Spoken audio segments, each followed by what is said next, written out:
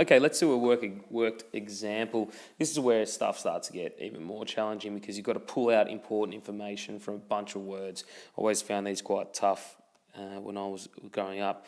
The key to it is highlight what's important. Yellow seeds are dominant, so important, dominant to green seeds. They're telling us what letters they want us to use. It's G's.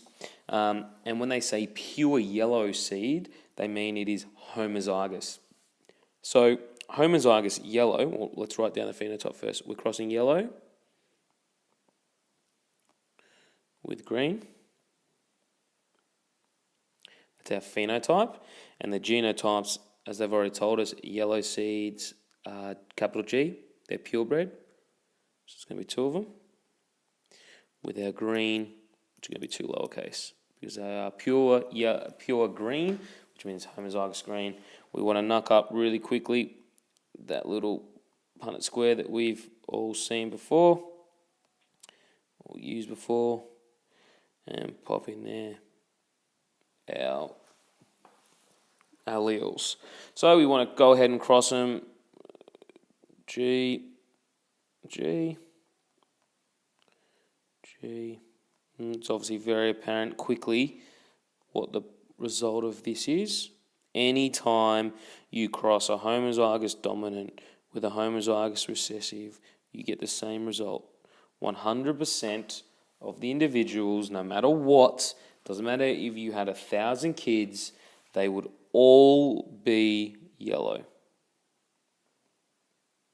Every single kid will be yellow. That's a ratio of 4 to 0. Okay, in terms of phenotypic ratios, 4 yellow to 0 green.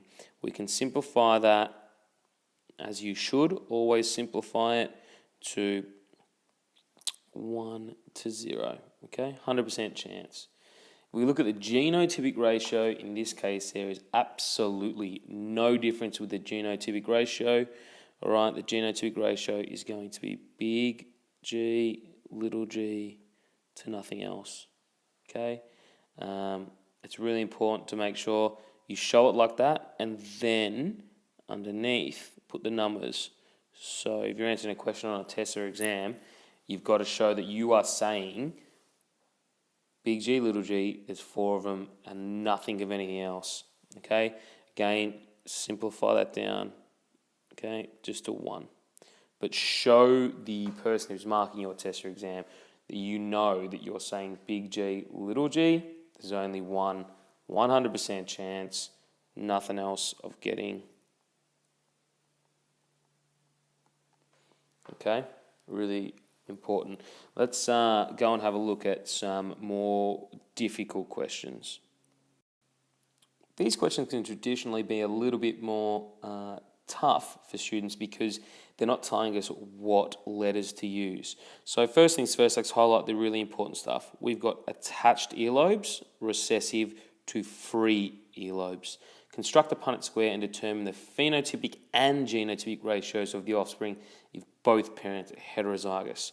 So I'm going to go ahead and use E because ears make sense to me. They're heterozygous, so we're going to have a capital and lowercase. Capital and lowercase, mum and dad, both heterozygotes. Then what we want to do is, I find it beneficial to write down, what is that phenotype? What does that mean? Well, attached earlobes are recessive to free earlobes. We've got a capital E, which means these guys both must be free. Okay? It's going to help us a little bit later when we're working out ratios. Then we're going to go ahead and make our Punnett square. I'll get one that I prepared earlier. Okay, there's our Punnett square complete. Now the rest of the question wants phenotypic and genotypic ratios. Let's start with phenotypic first. So our 2 phenotypes are either attached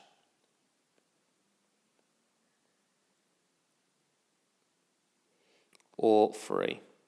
Okay, there are 2 possibilities.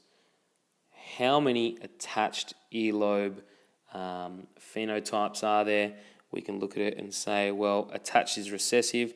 There's actually only 1 recessive phenotype there. So we'll go ahead and write for 1. Free, we've actually got 3. right there. So we can go ahead and put 3 there. So that's a 3 to 1, even though I've got it around the other way. Then the question says genotypic ratios. So we want to write down the genotypes that we see. You can see that we've got big E, 2 big E little e's, and 1 little e. So we'll go ahead and write that down. Big E, big E, big E, little e, little e, little e. So they're our genotypic ratios, but you're not done there. You must add how many there are. So it's how many squares. How many squares are big E? 1. How many squares are big E, little e? 2. How many little e? 1. We've got a 1 to 2 to 1 ratio. You can see the phenotypic and genotypic ratios are different. The question doesn't ask for it, but if it did, you could chuck in your percentages. 1 represents 25, so therefore we've got 25% here versus 75% here. 25% big E, 50% big E, little e, 25% little e. Okay, on to the next question. We have a bit of a different looking question here. And in my experience, these tend to throw students a little bit because they get into the routine of doing Punnett squares, and then can't really put that into practice because they're in Punnett square construction mode. So let's just have a close look at this question. Black hair is dominant to brown hair. Cross a black rabbit and a brown rabbit. Now, we may not necessarily have to do a Punnett square. Let's have a look. If the black rabbit had a brown-haired mother, what is the genotype of the black rabbit?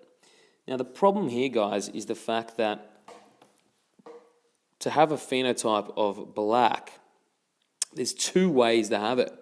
They could be homozygous dominant, or the rabbit could be heterozygous. So that makes a bit of a problem for us because we don't really know what it is. But we'll keep reading and see whether that's going to be an issue for us. If the black rabbit had a brown-haired mother, what is the genotype of the black rabbit? Now, hopefully what you'll see here straight away is that if the rabbit had a brown-haired mother, she must have had that genotype because there is only one way of being brown, homozygous recessive. Therefore, what is the genotype of the black rabbit? Well, it's going to have taken one of these and one of these. Therefore, the answer must be heterozygous. The only thing it could possibly be. The next part of the question, what is the genotype of the brown rabbit? Well, we kind of already answered that. We can see there that there's only one possible genotype, and that is the fact that he's little b, little b.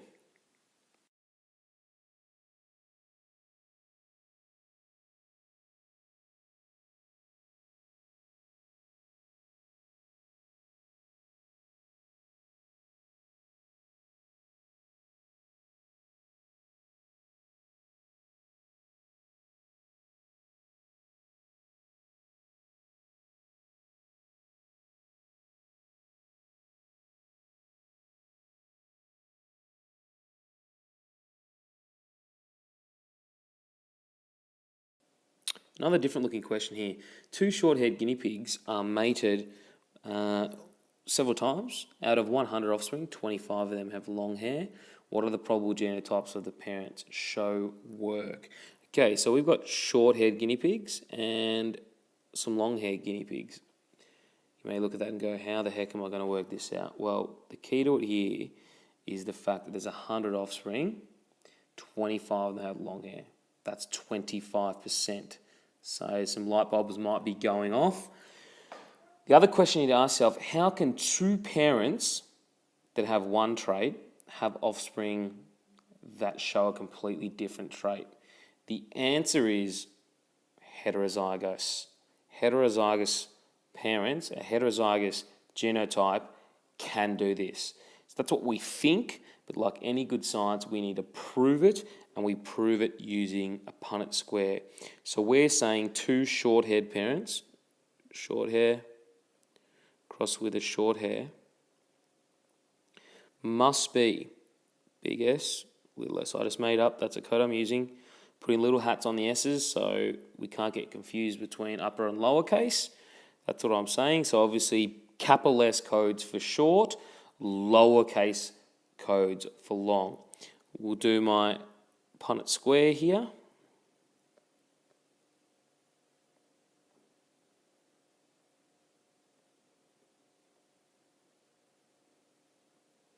Capitalize first and then to lowercase. So when we look at this, the only one, and you can do the genotypic and phenotypic ratios if you like, but the only one that is giving us a different genotype is that one. And we know from previous questions we've worked through, that means that 25% or 1 in 4 are going to have that particular phenotype, which is long hair. So that's how we work that question out. Just bear in mind, guys, that it's probably not the best worded question, but you may see tricky questions like this come up. At the end of the day, you can have a coin, heads and tails. You can flip it 100 times, and you could get 100 tails. Probability, however, says that you should get 50-50. But in reality, anything can happen. So the fact that it's saying 25 of the 100 have long hair, really, still, it all comes down to probability. But that's the key for us there, that this is in fact two heterozygous parents in order to get 25 of them having long hair, a trait that is not seen in the parents. So that is a recessive trait. Thanks very much for watching, guys. I hope you found this video beneficial with your studies. If you have any questions, suggestions, etc., chuck them in the comment box below. 3 things I want you to take away from this video is the importance of key terms. If you don't know your terms, then you're going to be in a lot of trouble straight off. It's going to make life very hard for you, particularly when I want you to take away the importance of highlighting the important stuff in the question. If you don't know your terms, then you're really going to struggle to do this, and then you're really going to struggle to get the answer. Thirdly, ratios and probabilities. When it comes to Punnett squares, inevitably this is what you're going to be asked to work out. Make sure you know the difference. Make sure too, when you're doing the ratios, for instance, and you go, oh, okay, the ratio is 1 to 2 to 1, or it's 3 to 1. You don't just leave it as that. You need to write underneath, what are you talking about? You're talking about, in this case, the genotype. In this case, over here, you're talking about maybe it was black versus brown, who knows. But you've got to make sure that you put those down, or you will not, at least I wouldn't give you the marks, and most examiners wouldn't give you the marks. So put that a little extra way, a little extra effort, and you'll do well. But again, any questions, comments, please leave below. Thanks.